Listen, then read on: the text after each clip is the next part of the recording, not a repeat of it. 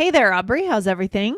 I'm great. How are you, Lindsay? Good. We are getting into a big, meaty topic today. Oh my gosh. Our listeners are going to really appreciate this today, I think. I think so, you guys. If this topic comes up, you want to be prepared to participate in the discussion. You want to know what you think. Mm-hmm. So this is big. We are talking about critical race theory, Mm-hmm. whitewashing history. There's a lot of sort of hot button issues here that are very controversial. People feel Yes. very passionately about the side that they agree with, and you also, it's important that you know what you think and that you have the vocabulary you need to be able to participate in this Yeah, discussion.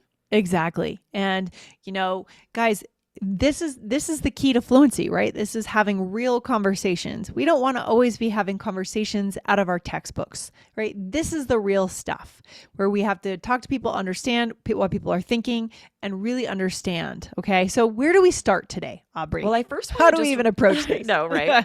I first want to just remind you guys, we've recently talked about conversations like this, that very controversial topics can come up. And it's so important that you have the vocabulary to have a respectful discussion Mm-hmm. without being dismissive.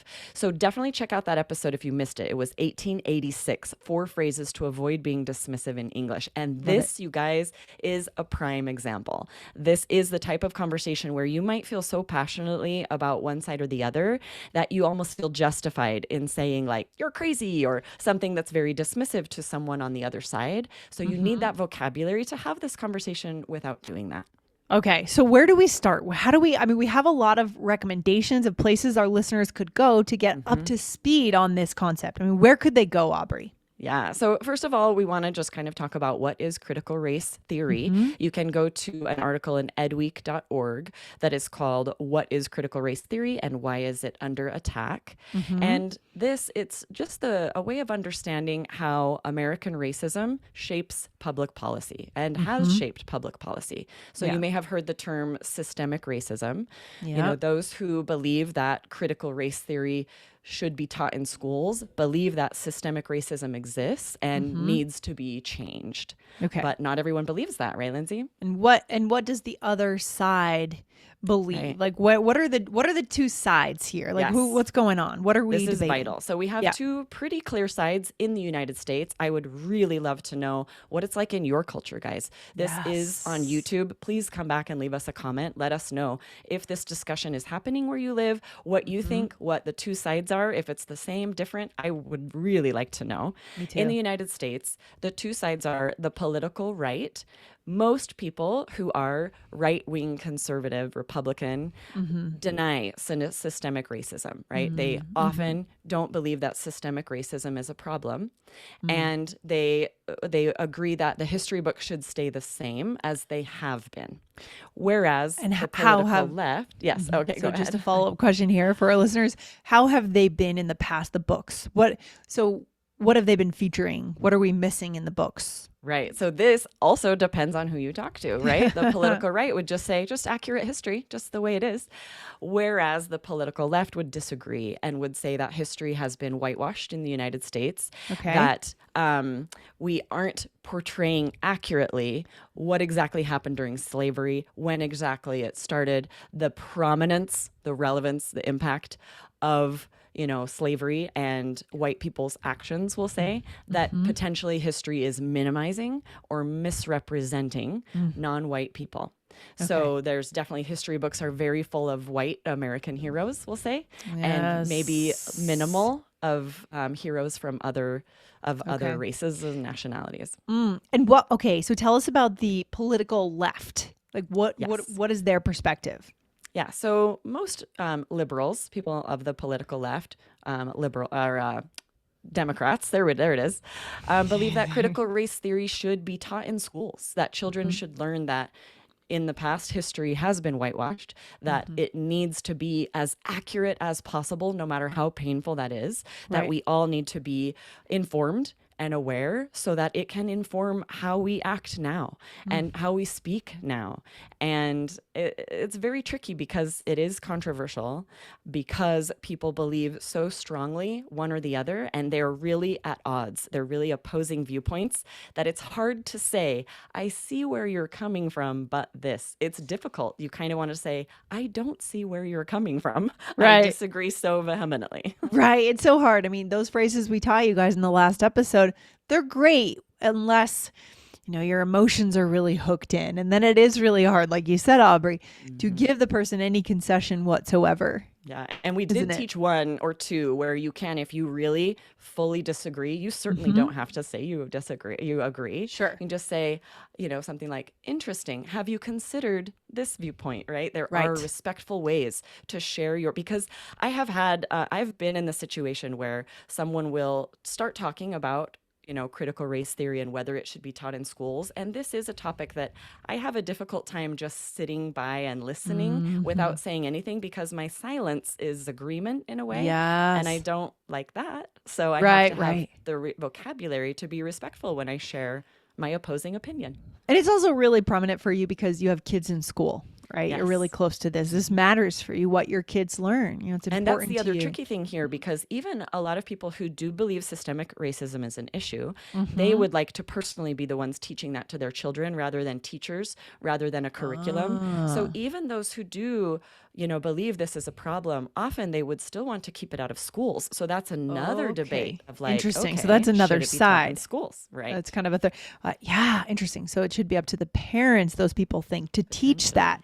Okay, let's just define for our listeners. I think today's episode, guys, is all about putting the topic on the table, getting it out there for you so you know that it's a hotly debated topic in American culture right now, and giving you the vocab you need to get into it. And you guys can write to us. You can send your question to Aubrey at allearsenglish.com if you have a follow-up question, and we will do a follow-up episode on this exact topic. But what does the term whitewashed mean? To whitewash. Let's just define that verb. Yes. In general, we use this anytime we make something white, right? Well, if we take a house that's a little faded and we cover it with white paint, we'd Right. say we're whitewashing that house. We'll whitewash a fence.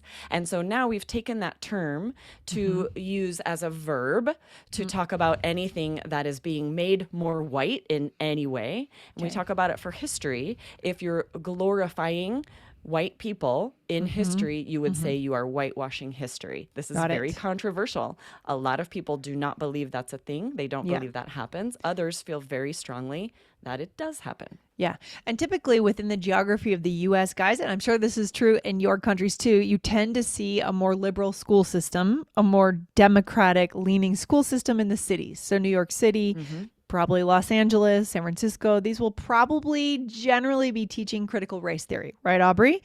Whereas the more rural parts of the country, right, probably are leaning against it and having hot debates around it. Right. That's that's one of the many interesting things about this topic, is that it's different depending on where you live, how it's handled in schools, how people are talking about it. The education systems are very different depending on the state you live in, the country you live in, Right. and also politically, right? Politicians will run on platforms either opposing critical race theory in schools or supporting, at least that would be one of many parts of their platform, would say, right? Yeah. And this is at local levels for school board members, or bigger, for the president of the United States. People will want to know what they think, any candidate who's running, what they think about this. Yeah. In some ways, school board members are way more consequential than Yes, the president actually. of the United States. It They scares will me a little actually bit. decide that. Right? Yeah, because they're the ones who decide what our kids learn.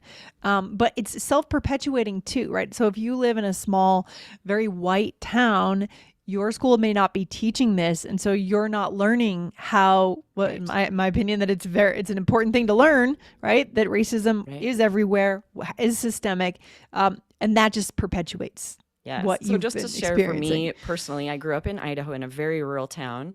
And then I moved to New York City after I got my bachelor's degree. And having grown up in this very sort of a bubble, a very sheltered bubble, Oh yeah.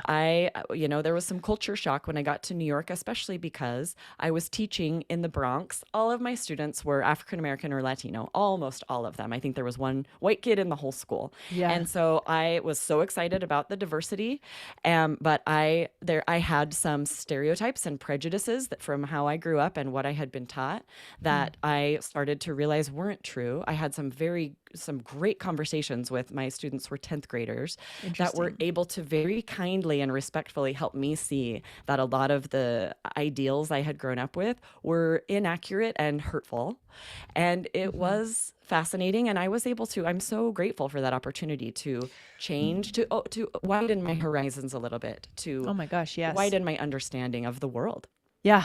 I mean, you were lucky they were able to Yeah. do that. Yeah. Unfortunately, not everyone that grows up in a small town is able to do that, to move to New York City and experience that kind of diversity and become schooled in the real world, in No, the it's world. rare. Right. A And lot of people so, just stay in their hometown where they grew up, right? And I go back to yeah. visit for the 4th of July, and there are a lot of people I went to high school with that still live there. And if we had a conversation, I likely would have very different views from them on this topic.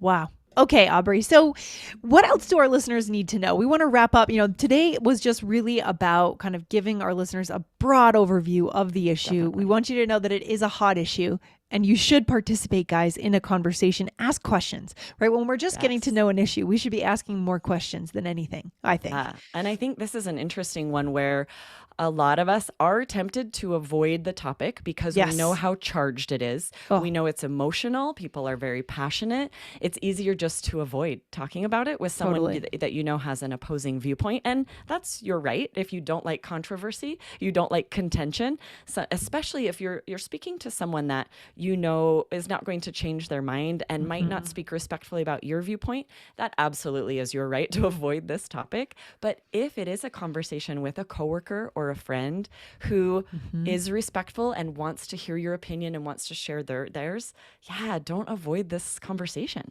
Yeah, guys. So take some of the vocab that you've learned in today's episode, some of this key vocab, write it down, listen again, and then jump in when there's a conversation, ask questions, start to form, what you believe, go for it. Make sure you fully understand history itself and that you're kind of learning your history from a variety of sources, right? That's the key.